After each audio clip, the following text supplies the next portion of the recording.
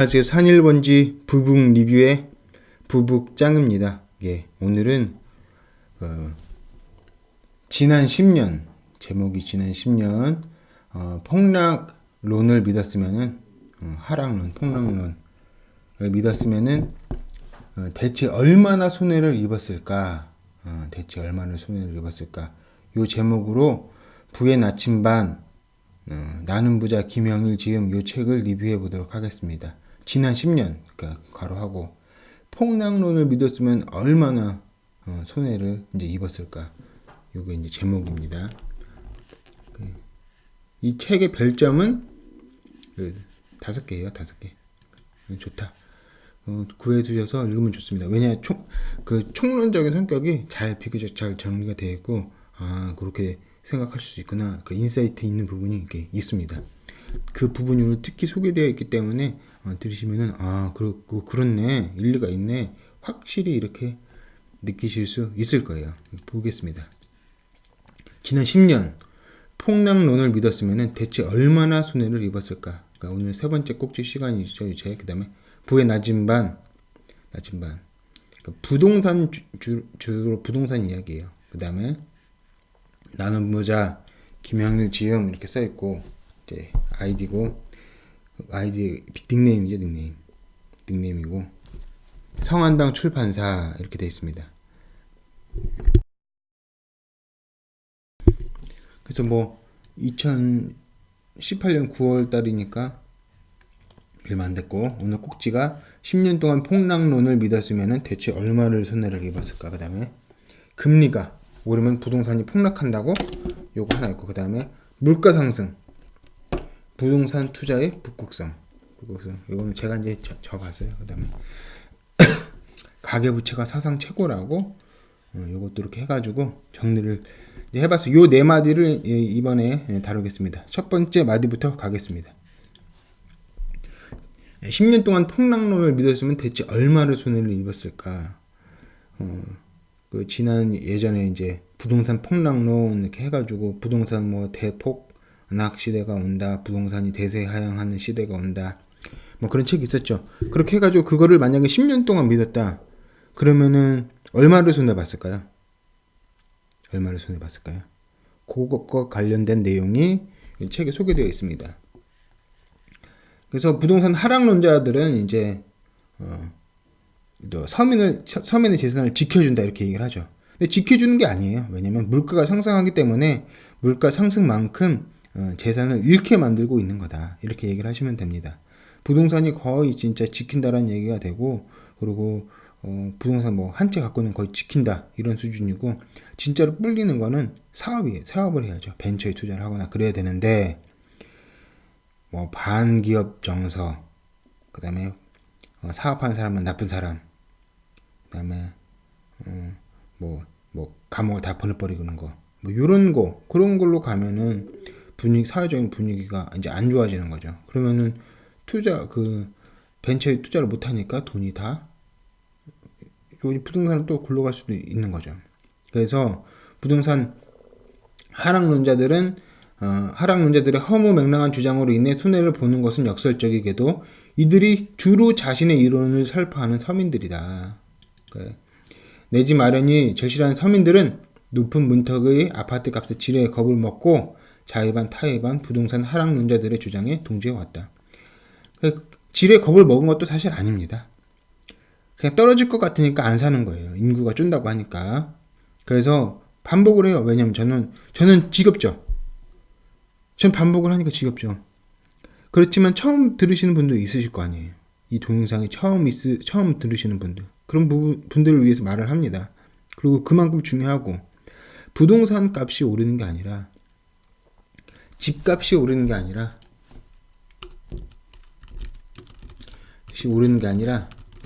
물가가 오르는 거다. 그러면은 이렇게 생각을 합니다. 새우깡. 인구가 줄면 새우깡 가격이 떨어질까요? 어떻게 생각하세요? 저는 인구가 줄어도 새우깡 가격은 오를 거라고 생각을 합니다. 그리고 많은 분들이 인구가 줄어도 새우깡 가격은 오를 거라고 느끼시리라 봐요. 반응하시리라 봐요. 그러면 같은 원리로 집값은 인구가 줄면은 내릴까요, 오를까요? 그러니까 이런 거예요. 새우깡 같은 경우에는 인구가 줄어도 새우깡 가격은 오를 것 같아 라고 느끼지만 집값은 그렇게 안 느껴지잖아요. 안 느껴지잖아요. 그렇다면 차이가 없잖아요. 그죠? 같이 쓰는 거잖아요. 다 같이 다 쓰는 거다. 이거를 느끼시라고 얘기를 합니다. 그 인구가 줄다고 하더라도 인구가 줄어 그럼 집값이 떨어질 것 같은데, 근데 인구가 줄어 근데 새우깡 값은 떨어지지 않을 것 같은데, 이렇게 느끼시는 분들은 좀 더 숙고를 해보셔야 되는 거예요. 왜 인구가 주는데 왜 새우깡 가격은 안 떨어지리라고 생각을 하지? 그럼 혹시 집값도 인구가 떨어지면은 인구가 떨어져도 안 떨어지는 게 아닐까? 이렇게 생각을 할 이제 기회가 이제 된다. 무슨 얘기인지 이해가 되시죠? 그러니까 집값이 떨어지면은 새우깡 가격도 떨어지고 새우깡도 집값처럼 오르면 오르고 내리면 내려야 된다라는 거예요. 그렇게 동감하시는 분 동감하시죠? 그러니까 하나만 해야 된다라는 거예요. 인구가 줄어들면 새우깡 가격이 줄고 집값도 줄고, 인구가 줄어도 새우깡 가격이 오를 것 같은데 그러면 집값도 오를 것 같은데 라고 이제 생각을 하시고 거기서 좀 고민을 해보셔라. 저는 이게 지겹습니다. 반복하니까. 그러지만은 처음 있으신 분들 있으니까 얘기를 드리는 거예요. 그래서 그저 사람들이 자신들이 믿고 싶은 말만 골라 들었다는 표현이 적절하리라. 부동산 가격은 곧 내릴 것이다 라는 부동산 하락론자의 주장은 지금도 1년 전에도 10년 전에도 있었다라는 거예요. 10년 전에도. 하지만 결과는 어떤가? 앞서 밝혔듯 지난 30년 동안 우리나라 전체 부동산 시장은 꾸준히 상승을 해왔다. 물가가 꾸준히 상승해 왔습니다. 물가가 계속 상승해 왔어요. 서울로 지역을 좁혀와도 10년 동안 보세요. 10년 동안 아파트 값은 1년 동안 2,260만 원이 올랐다. 그러니까 평균 1년에 2,200만 원씩 오르는 거예요. 그럼 빨리 살수록 1년 빨리 살수록 2천만 원 버는 거죠. 그죠? 그래서 부동산 그 아파트 거기 사실 분들은 사시라고 말씀을 드리는 거예요. 꾸준히 오르니까. 그 폭락할 수도 있죠. 떨어질 수도 있죠. 중국 경제 위기 오니까. 그리고 지금 한국 경제도 상황이 안 좋죠. 중국이랑 싸우고 한국도 지금 주가가 왕창 빠져나가고 있어요. 그래서 출렁거릴 거라는 건 확실하지만 그래도 결국에는 우상향이죠. 대세 우상향이죠. 대세는. 지금 한번 출렁거리는 것 같고 그 대세적인 그 부분에 대해서 얘기할 수 있습니까? 조금 더 싸게 살 수는 있겠죠. 그렇지만은 그거 조금 뭐 싸게 산다고 하더라도 거의 뭐 욕심인 거지 뭐 이렇게 생각하실 수도 있고, 그래서 그냥 사시라 말씀을 드리는 거예요. 그래서 부동산 하락론자들의 말이 사실이었다면 진작 꺼졌어야 할 부동산 거품이 지난 10년 동안 오히려 풍성해진 꼴이다. 거품이 더 일어난 거네. 이렇게 말씀하고 계시는 거예요. 물론 모두 결과론적인 이야기지만 엄연히 계속 진행 중인 현실이다. 그래서 10년 동안 폭락론을 믿었으면 얼마 손해를 입었을까?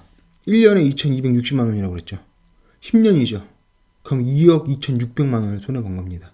폭락론자 말을 믿고 10년 동안 부동산 투자를 안 하신 분들은 2억 2천만 원, 반올림해서 2억 3천만 원을 손해보신 거예요. 폭락론자 말 믿고. 그럼 폭락론 그 말씀하시는 그 분들이 손해를 봤을까요? 그 듣고 안 산 사람이 손해를 봤을까요? 듣고 안 산 사람이 손해를 봤죠. 경우에 따라서는 이게 이제 서울 평균인 거고, 경우에 따라서는 묘지 같은 걸 안 산 경우에는 뭐 20억, 30억 손해도 봤죠. 살 수 있었는데 폭락론자 말 듣고 안 샀다. 그 몇 억씩 손해를 보는 거죠. 그래서 물가는 꾸준히 상승을 하는 거예요. 물가는. 기본적으로 그거를 믿으셔야 된다. 얘기를 하겠습니다. 왜 물가는 꾸준히 상승을 할까? 돈을 풀어야지 경제가 굴러갑니다. 왜냐? 돈을 있잖아요. 돈의 가치가 지속적으로 상승을 한다. 다시 말해서 물가가 떨어지잖아요. 그러면 사람들은 돈을 안 씁니다. 왜 안 쓰냐? 나중에 내가 이 10,000원으로 쌀 한 가마니 사는데 10,000원으로 쌀 2가마니 살 수 있으니까 돈을 안 쓰는 게 이기는 거예요. 그럼 경제가 굴러갈까요? 안 굴러갈까요? 안 굴러가죠. 그러면 돈의 가치가 떨어진다. 지금 쌀 한 가마니 10,000원으로 한 가마니 사는데 나중에 10,000원으로 반 가마니밖에 못 사? 그럼 이 돈 빨리 써야겠네. 뭐 장사라도 해야겠네. 김밥 뭐 만들어서 팔아야지. 그렇게 사업을 하게 됩니다. 그렇게 하면서 경제가 굴러가는 거예요. 그래서 돈을 풀어서 돈의 가치를 떨어뜨려야지 경제가 굴러가는 거예요. 돈을 써서 뭘 가치를 창출하는 사람이 이기게 되는 거니까. 이게 핵심인 거예요, 이게. 이게 핵심. 그러니까 화폐 가치가 지속적으로 떨어지고 그만큼 당연히 부동산 가격도 이제 오르는 거예요. 화폐 가치가 떨어질수록 물가가 상승을 하는 거예요. 그만큼 부동산 가격도 오르는 거고, 오히려 그 이상일 수도 있고. 그래서 금리가 이제 오르면 다음 마디, 금리가 오르면 부동산이 폭락을 한다고 이걸 보겠습니다.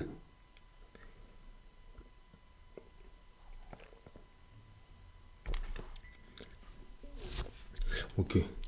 무담보 콜금리와 아파트 매매 지수의 상관관계를 명시한 다음 그래프를 보라 그렇게 했어요. 근데 이 그래프보다 더 좋은 그래프가 있어서 제가 따왔어요. 요거는 한국 기준금리랑 한국 주택가격 지수라는 거예요. 여기는 뭐 무담보 콜금리랑 아파트 매매 지수인데 요거보다 요게 더 잘 있어서 요거를 가져왔어요. 제가 어디서 가져왔냐면은 표출처가 여기에요. 드래곤이었나 주락이었나 그런 분이신데 닉네임이죠. 거기서 이제 가져왔어요. 이걸 보고 이제 얘기를 할게요. 그래프에 따르면은 1999년부터 2008년까지 아파트 가격이 계속 상승한 것을 확인할 수 있다. 그래서 보세요. 이게 주택 가격이라고 해봐요. 그러면은 99년부터 이쪽부터 2008년까지 이때까지 계속 상승을 했다는 거예요. 그래서 계속 올랐죠 원래. 일반적인 경제 상식과 달리 금리가 올라갈 때 오히려 부동산 가격은 더 많이 오른 것이다. 이렇게 돼 있어요. 그러면은 기준금리 이렇게 있잖아요. 잘 보세요. 이 사람도 기준금리랑 가격 지수랑 얘기를 한 거예요. 사람들이 이제 얘기를 해요. 부동산이 폭락을 한다. 왜? 금리가 오르면 폭락을 한다. 이런 식으로 얘기를 해요. 근데 과연 그러냐 이거예요. 이때 금리 올랐죠. 이때 노무현 그 후반기랑 이제 이명박 초기 그러면은 이때 금리 상승인데 주택 가격은 어떻게 됐어요? 상승했죠. 금리가 오르면은 뭐 대출 그 이자가 이제 많아져 가지고 사람들이 다 이제 뭐 팔 거야. 그래서 부동산이 폭락할 거야라고 했어요. 그러면 그 역사적인 케이스가 있느냐? 봤더니 기준 금리가 올랐는데 아파트 가격이 올라가네. 이렇게 돼 버리는 거 있잖아요. 또 이때도 있다는 거. 이때도 기준 금리가 올라가는데 또 가격이 올라가네. 이때 또 있잖아요. 그게 안 맞는다는 거야. 안 맞는다. 머릿속으로는 그렇게 될 것 같은데 그 실제 상황은 그렇지 않다. 그럼 왜 그러냐? 얘기하지만 금리가 계속 하락할 때도 부동산 가격은 이제 오르지 않았다. 2009년에서 10년은 금리가 하락했는데 들어올랐다라는 거죠. 그래서 금리가 뭐 내리면 또 오른다 이런 것도 또 아니라는 거예요. 물론 금리가 오르면은 부동산 대출에 대한 부담이 당연히 많아지겠지만은 금리가 오른다라는 것은 곧 정부가 자국 경제에 대한 확신을 갖고 있는 뜻이기 때문에 부동산 경기가 좋을 때 금리를 많이 올리는 경향이 있다. 그래서 금리가 오르는 게 뭐냐면은 그만큼 속도가 빠르다라는 거예요. 속도가 빠르니까 브레이크를 밟는 거예요. 속도가 빠르니까 브레이크 뭐 속도가 느린데 브레이크 밟습니까? 그건 아니에요. 움직이지도 않는데 브레이크 밟는 건 아니고 속도가 빠르니까 브레이크를 밟는 거예요. 자신 있으니까 그러는 거예요. 애들 믿을만 하니까 혼내는 거예요. 자기 자식이니까 혼내는 거예요. 그런 것처럼 경기가 좋을 것 같으니까 금리를 올린다. 그래서 그만큼 주택 가격도 상승을 하고 있어요. 그래서 하나도 안 맞는다. 두 번이나 그랬잖아요. 완전 반박인 거잖아요. 금리 상승 시 부동산이 하락을 한다.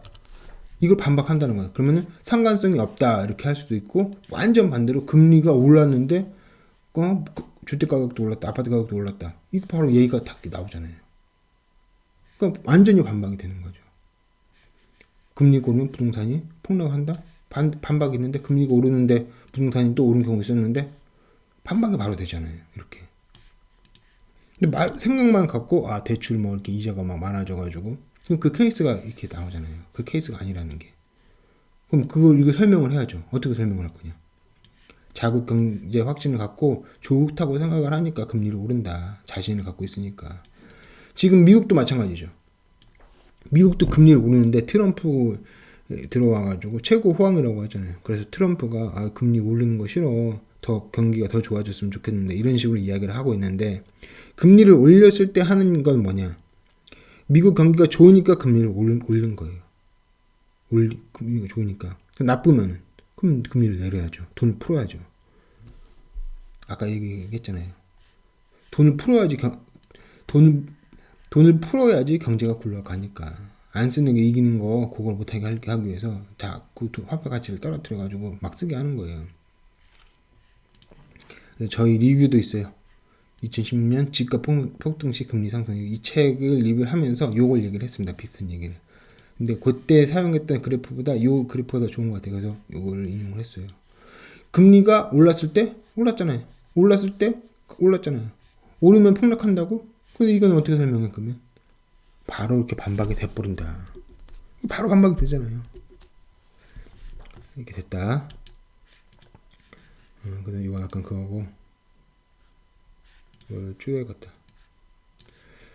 그 다음에 물가 상승, 부동산 투자의 북극성. 그래서 저희 부북립에서 반복적으로 이야기를 하고 있지만은 물가는 상승을 합니다. 부동산이 오르는 게 아니라 이제 집값이 오르는 게 아니라 물가가 오르는 것. 이거에 대한 명징한 이제 이해가 있어야 되는 거예요. 물가는 무조건 올라요. 물가는 계속 오른다. 물가는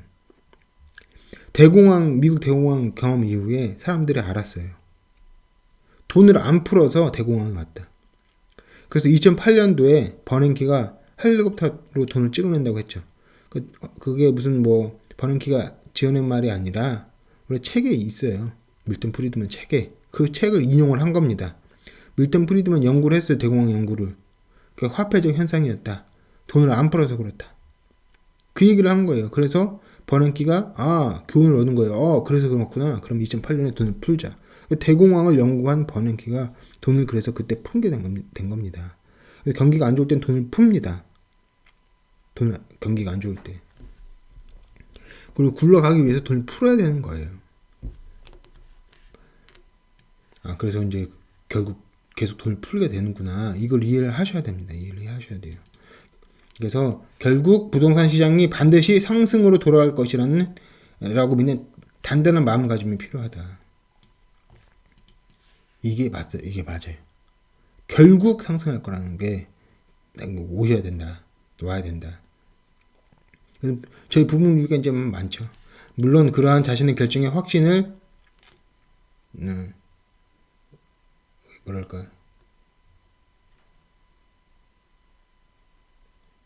뭐라고 썼을까 이거?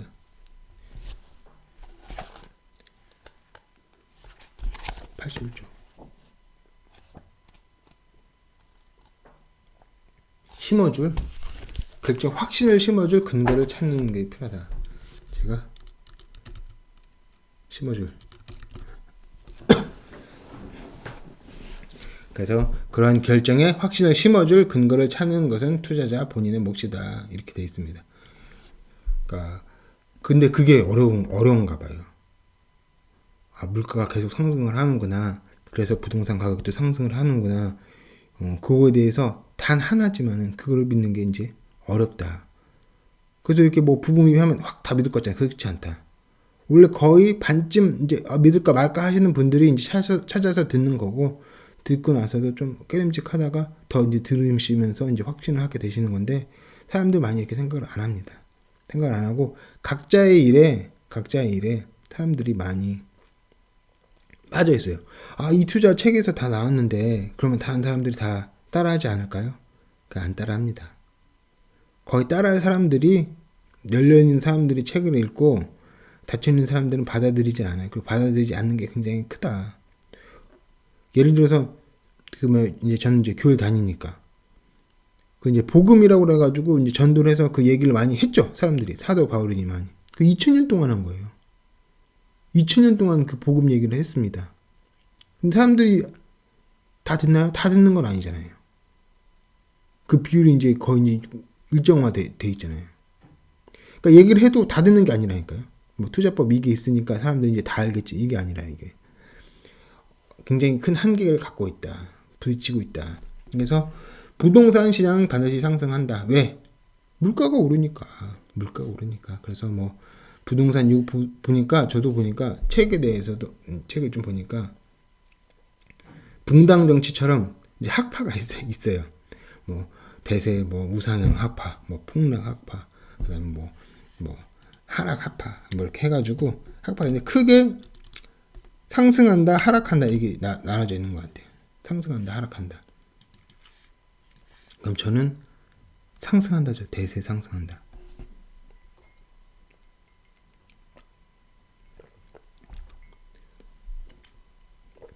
일본의 여러 이야기가 일본이 뭐니 어떻게 이야기가 있지만 그건 부차적인 거고 일단 물가라는 게 북극성입니다. 굉장히 기준점이 굉장히 파워가 세요. 이게 제일 셉니다. 이게 제일 세요. 예를 들어서 씨름 선수인데 레슬링인데 몸무게가 막 130kg예요. 초등학생이랑 팔씨름을 해요. 그럼 누가 이깁니까? 그 레슬링 선수가 이기죠. 근데 레슬링 선수가 감기에 걸렸어요. 그 팔씨름을 해요. 감기에 걸리면은 힘이 약해진다. 이거 맞는 말이죠. 감기에 걸리면 힘이 약해지는 거죠. 몸이 안 좋으니까. 그래서 인구가 줄는 게 근데 감기에 불과하다라는 거예요. 감기에 걸린다고 해서 그 레슬링 선수가 초등학생이랑 팔씨름 하면 집니까? 감기에 걸렸으니까 힘이 약해지니까 초등학생이랑 하면 힘이 진다. 형식 논리도 좀 그렇게 보일 수가 있잖아요. 그거 아니라는 거예요. 부차적인 굉장히 사소한 부분이라는 거예요. 물가 자체가 오르는데 이미 그 자체가 130kg의 레슬링 선수인데 어떻게 초등학생한테 팔씨름을 집니까?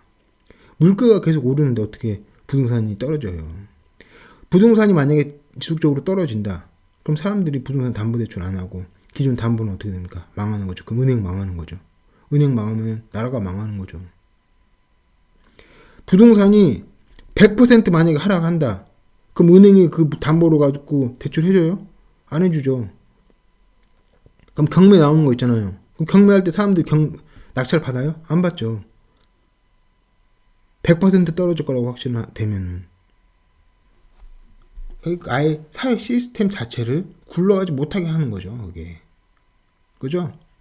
그러니까 말이 안 된다.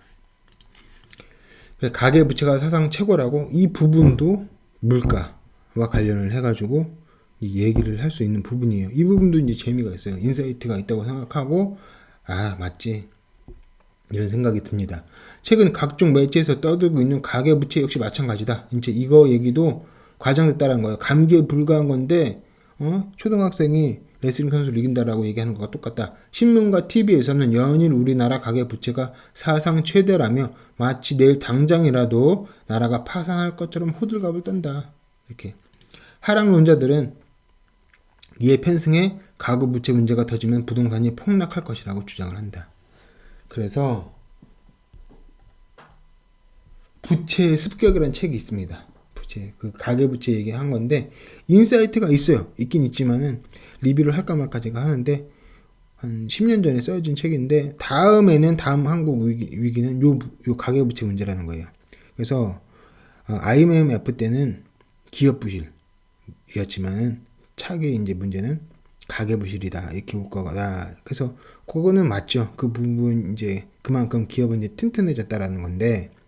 그렇지만 좀 과장된 게 있다. 물론 출렁거리고 일부 타격이 있겠지만 그게 그 정도로까지 큰 위협은 아닐 거다. 전체로 봤을 때, 나라 전체로 봤을 때. 하지만 이는 당연한 현상이다. 그래서 부채가 많아지는 건 당연하다라는 거예요. 매년 크든 작든 국가의 경제 규모와 함께 개인의 수입 역시 지속적으로 상승을 한다. 왜?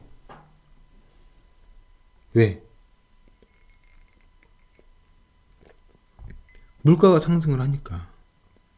물가가 상승을 하니까 새우깡 가격도 오르고 다 오르는 거예요. 개인의 수입 역시 이제 상승을 하고, 그에 따라서 이제 부채도 상승을 하고, 그리고 사회가 발전함에 따라서 데이터가 쌓이잖아요. 아, 이 사람은 이렇게 돼서 이렇게 사는 사람이 많더라. 이런 계층은 이렇더라. 이게 자료가 쌓이면 그만큼 더 예측 가능성이 높아지면서 대출이 더 많아져요.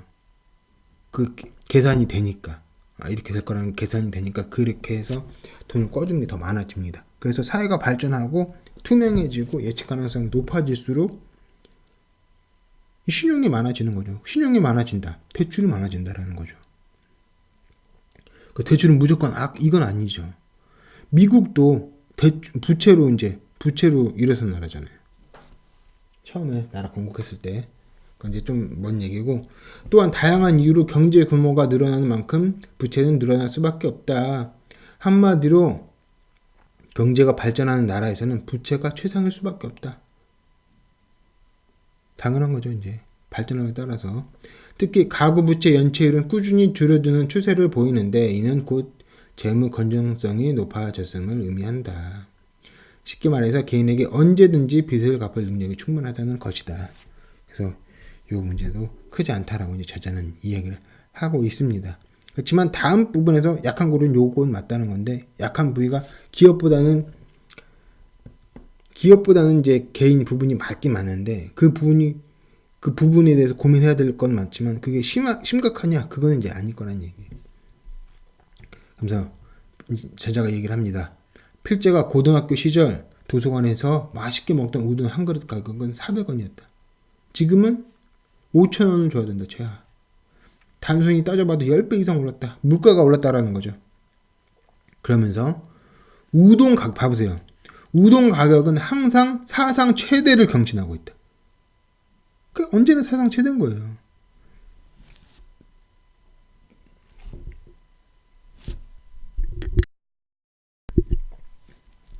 항상 오르니까 물가가. 그렇듯 모든 물가가 오르도 아파트 가격도 오른다. 이게 맞는 거죠. 모든 물가가 오르든. 부국립에서 맨날 얘기하는 거잖아요. 물가 오른다는 거.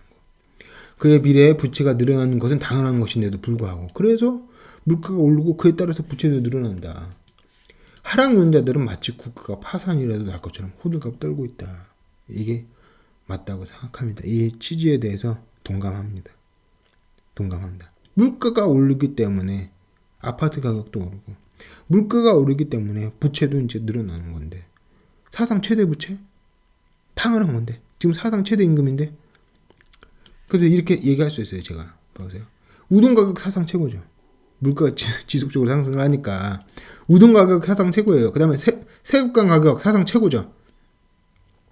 그 다음에 신스 1979년 오리온 카라멜, 그 가격도 사상 최고예요. 지금 800원으로. 그 다음에 최저임금, 이거 사상 최고죠. 사상 최고잖아요. 임금 최고. 일단 부동산 당연히 가격이 사상 최고인 거예요. 거의 좀 등락 있는 데도 있지만은, 그에 따라서 가계 대출도 사상 최고라는 거예요. 뭐가 문제냐 이런 거예요.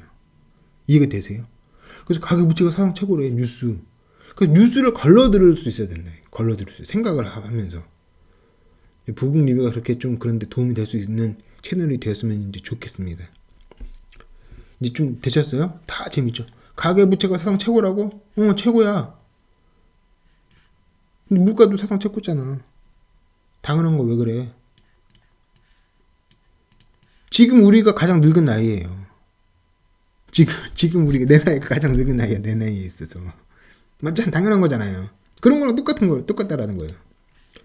물가 상승, 부동산 투자 북극성 이제 정리를 하면은, 물가 상승이라는 이 북극성이라는 거, 이걸 항상 인식을 하셔야 된다. 이거를 이제 모른다. 이게 ABCD라고 이제 봅니다. 물가가 계속 오르는구나. 물가를 상승을 시켜야지 경제가 굴러가는구나. 돈을 안 쓰게 하면 안 되니까 그렇게 하는구나. 그래서 물가가 오르니까 다 오르고, 그에 따라서 가격 대출도 많아지는구나. 부채도 사상 최고구나. 뭐 심각한 거 아닌데 왜 언론에선 그럴까? 이렇게 생각을 하셔야 된다는 거예요. 금리가 오르면 부동산이 폭락을 한다고? 아니네. 오른 적 있는데 이게 케이스가 다 있네. 다 내가 봤을 때, 경험으로 봤을 때도 그때 그랬던 것 같네. 금리가 올라도 한국 가격 지수, 주택 가격 올랐네. 아니네. 그거 두 번이나 했네. 이분은 이제 두 번이나 이게 하신 거죠. 10년 동안 그래서 폭락론을 믿었으면, 내가 2억을 손해를 봤구나. 그렇기 때문에 거기서 해가지고 이제 뭐 여기서 쳐다보기도 싫어, 이게 아니라 또 이제 앞으로 미래가 있으니까 그걸 이제 생각을 하셔야 된다는 거예요. 그 다음에 또 10년 이러면은 또 이만큼 잃는 거죠, 돈을. 잘 생각을 하셔야 된다. 그렇게 이제 하겠습니다. 좋아요와 구독은 도움이 되고요. 그다음에 다음 꼭지도 재미있습니다. 다음 꼭지도 재밌고 인사이트 있는 부분이 있어요. 다음 꼭지는 뭐 원룸 사기 이런 거 그런 거 이제 저자가 좀 관찰하면서 이제 폭로 비슷하게 하신 부분이 있어요. 그 부분 위주로 해서 보겠습니다. 다음 꼭지에서 찾아뵙겠습니다. 여기까지 하겠습니다. 좋아요와 구독 도움이 됩니다. 감사합니다.